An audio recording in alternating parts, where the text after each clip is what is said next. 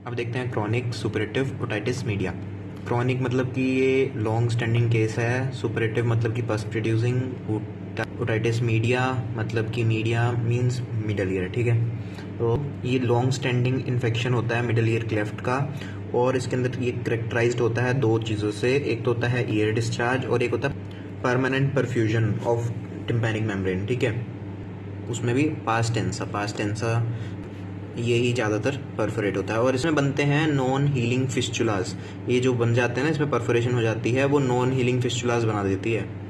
ठीक है, ये चीज़ याद रखनी है। और ये इसे क्रॉनिक क्यों कह रहे हैं, क्योंकि ये मोर देन 6 मंथ्स तक रहता है। अगर 6 मंथ से कम का होता है तो वो एक्यूट में होता है। इसके टाइप्स की 2 टाइप्स हैं, ट्यूबोटिम्पैनिक और एटिको एंट्रल। ठीक है, इसको अभी हम डेप्थ में पढ़ेंगे, पर मेजर ये याद रखो कि जैसे ये हमारी थी टिम्पैनिक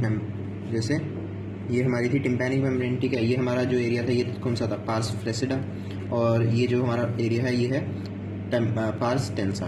ठीक है, पार्स टेंसा में परफोरेशन होगी सेंट्रल पार्ट में, इस वाले एरिया में परफोरेशन होगी, तो वो आता है हमारे ट्यूबोटिम्पैनिक वाले में।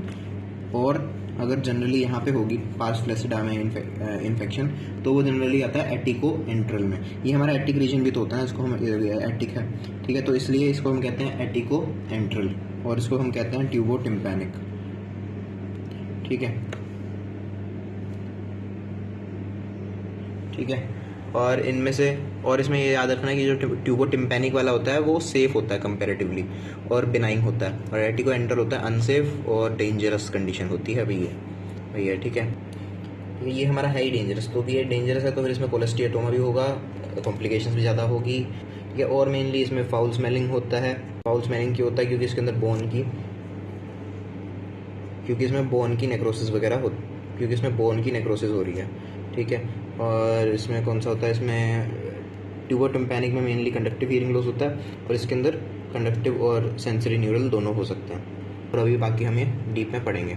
तो सबसे पहले हम देखते हैं ट्यूबोटिम्पैनिक टाइप, जो कि हमारा कंपैरेटिवली सेफ है और बिनाइन है, सेफ एंड बिनाइन। ठीक है, अब ये कैसे हो सकता है, अब इसकी एटियोलॉजी में देखते हैं तो ज़्यादा होता है ये चिल्ड्रंस में। ठीक है, और ये एक्यूट ओटाइटिस मीडिया का सीक्वेल भी हो सकता है। और ये कैसे स्प्रेड होता है, असेंडिंग इन्फेक्शन से होता है, यूस्टेशियन ट्यूब से। अगर हमारे टॉन्सिलाइटिस है या एडिनोइडाइटिस है तो फिर वहाँ से इन्फेक्शन जो है वो यूस्टेशियन ट्यूब से ट्रेवल कर सकता है हमारे मिडिल ईयर में, और उससे हम कहते हैं असेंडिंग इन्फेक्शन। और बाकी allergy to ingestants like milk, egg, fish से अगर एलर्जी होती है तो उससे भी हो सकता है। और फिर हम इसकी बात करते हैं पैथोलॉजी की। एक मेन पॉइंट ये है कि ये सेफ वाला है, तो फिर इसमें लिमिटेड टू म्यूकोजा है। ये सेफ क्यों है, क्योंकि म्यूकोजा तक लिमिटेड है, तो इसमें कोई कोलेस्टियाटोमा फॉर्मेशन नहीं होता है। ठीक है, और इसमें क्या होता है, परफोरेशन ऑफ पास्ट टेंसा हमने पढ़ ही लिया है। जो मिडल ईयर म्यूकोजा है वो 2 स्टेट में हो सकता है, या तो इनएक्टिव, उसमें स्लोली डिस्चार्ज करता रहेगा, या फिर एक्टिव होगा तो उसके अंदर तो वही एडिमा भी हो जाएगा और डिस्चार्ज हो जाएगा बहुत ज़्यादा। और इसमें एक और चीज़ होती है पोलिप, जनरली वो मिडल ईयर में होता है, और लेकिन अगर वो बड़ा हो जाए तो एक्सटर्नल ईयर में भी आ सकता है। और ठीक है, और ऑसिकुलर चेंज होती हैं इसमें, बहुत ही थोड़ी सी इनकस की लॉन्ग प्रोसेस की नेक्रोसिस होती है, ज़्यादा नहीं होती है। और इसमें क्या हो सकता है, टिम्पैनोस्क्लेरोसिस। इसमें क्या होता है कि चौकी वाइट अपीयरेंस आती है हमारे। ठीक है, इसमें क्या होता है कि हाइलाइनाइजेशन होती है, जिससे कि चौकी वाइट डिपॉजिट्स हो जाते हैं। ठीक है, और वो फिर फर्दर जाके कर सकते हैं हमारे कंडक्टिव हियरिंग लॉस। ठीक है, और बाकी क्या हो सकता है, फाइब्रोसिस और एडेशन हो सकता है।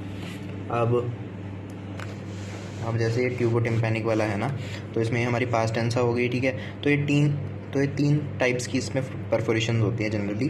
फर्स्ट वाली होती है हमारी स्मॉल सेंट्रल परफोरेशन। ठीक है, फिर दूसरी होगी हमारी मीडियम किडनी शेप्ड परफोरेशन, और थर्ड होती है हमारी सब टोटल परफोरेशन। ये 3 मेजरली इसके टाइप्स होते हैं क्लिनिकली। ठीक है, परफोरेशंस के। अब बात करते हैं हम क्लिनिकल की। इसमें क्लिनिकल में क्या होगा, ईयर डिस्चार्ज होगा, वो म्यूकोइड भी हो सकता है या फिर म्यूकोपुरुलेंट भी हो सकता है, मतलब कि पस भी हो सकती है। ठीक है, और कांस्टेंट हो सकता है, इंटरमिटेंट हो सकता है। और इसमें एक इंटरेस्टिंग चीज़ आती है हियरिंग लॉस में। क्या होता है कि राउंड विंडो शील्डिंग इफेक्ट होता है। अब ये क्या है, अब इसमें क्या होता है ना कि ये एक पैराडॉक्सिकल इफेक्ट है कि भाई जब डिस्चार्ज हो रहा होता है ना बंदे को, जब पेशेंट को डिस्चार्ज हो रहा होता है तब उसे अच्छे से सुनता है, और जब हमारा कोई डिस्चार्ज नहीं हो रहा होता, ड्राई होता है ईयर, तब उसे सुनता नहीं है। अब ऐसा क्यों होता है, लेट्स सी।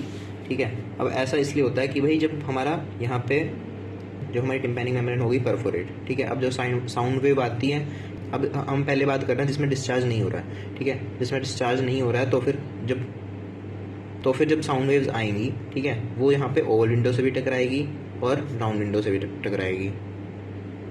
येलो येलो जो है ये हमारा पेरिलिम्फ है। तो जब साउंड वेव्स आएंगी, इन दोनों में टकराएंगी, तो इन दोनों की वाइब्रेशन से जो पेरिलिम्फ की मूवमेंट है वो कैंसिल हो जाएगी, ठीक है, वो कैंसिल हो जाएगी। लेकिन अगर हमारा यहाँ पे डिस्चार्ज है, तो फिर वो डिस्चार्ज क्या करेगा ना, राउंड विंडो को शील्ड कर लेगा, और राउंड विंडो को शील्ड कर देगा, तो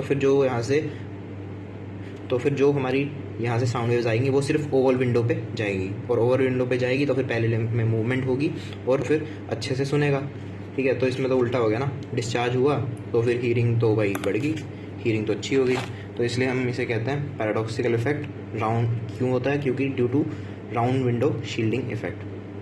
ठीक है, अब बात कर, और परफोरेशन इसकी सेंट्रल है, पता ही है, और मिडल ईयर मिकोसा किस में दिख सकता है, अगर हमारी बहुत बड़ी परफोरेशन हो, जैसे सब टोटल में दिख सकता है। ठीक है, और पॉलिप्स भी दिख सकते हैं। ठीक है, अब बात करते हैं हम इसकी असेसमेंट कैसे करेंगे। पहले तो माइक्रोस्कोप से देखेंगे, पहले तो माइक्रोस्कोपिकल देखेंगे, तो उसमें हम एपिथेलियम वगैरह चेक करते हैं, फिर ऑडियोग्राम से हम हीयरिंग लॉस चेक करते हैं, कल्चर से हम देखते हैं कि कौन सी एंटीबायोटिक उन्हें देनी है, कौन सी एंटीबायोटिक पेशेंट को देंगे, और मेस्टोइड का एक्सरे करते हैं और सिटी स्कैन करते हैं। तो उसमें क्या होता है, जनरली हमारी मेस्टोइड जो होती है वो स्क्लेरोटिक होती है, और कई बार हमारी clouding of mastoid air cells भी हो जाती है। कि उसकी बात करते हैं ट्रीटमेंट में क्या है, ओरल टॉयलेट का सबसे पहले ओरल टॉयलेट, उसमें इरिगेशन से ईयर को क्लीन करते हैं। फिर हम ईयर ड्रॉप्स दे देंगे, जैसे पॉलीमैक्सिन, जेंटामाइसिन। सिस्टमिक एंटीबायोटिक्स दे देंगे। प्रिकॉशन रखेंगे कि भाई अगर स्विमिंग करे, वैसे तो करे ही मत, लेकिन अगर करे तो फिर रबर यूज़ करे। और पॉजिटिव ट्रीटमेंट की भाई वो हुआ क्यों था, उसको देख के उसका ट्रीटमेंट। और सर्जिकली हम पॉलिप, इसमें फॉर्मेशन होती है ना, तो पॉलिप को रिमूव करते हैं। लेकिन पॉलिप में ना एक पॉइंट याद करना है कि never avulse polyp as it may be attached to the stapes, facial nerve और horizontal canal। पॉलिप को कभी भी खींच के नहीं निकालना, चाहे वो जितना भी छोटा हो। हमें नहीं पता कि भाई वो कहाँ से अराइज हो रहा है। अगर उसका कनेक्शन हुआ स्टेपीज से, फेशियल नर्व से, या फिर हॉरिजॉन्टल कनाल से, तो फिर निकालेंगे तो छोटा सा पॉलिप को, लेकिन उसके साथ हो जाएगा हमारा फेशियल नर्व पैल्सी, या फिर और ज़्यादा कॉम्प्लिकेशंस, कुछ भी हो सकता है। ठीक है, कुछ भी डेंजरस कॉम्प्लिकेशंस हो सकते हैं। ठीक है, तो एक ये पॉइंट रखना है। ठीक है, तो बस ये है हमारा ट्यूबो टिम्पैनिक टाइप।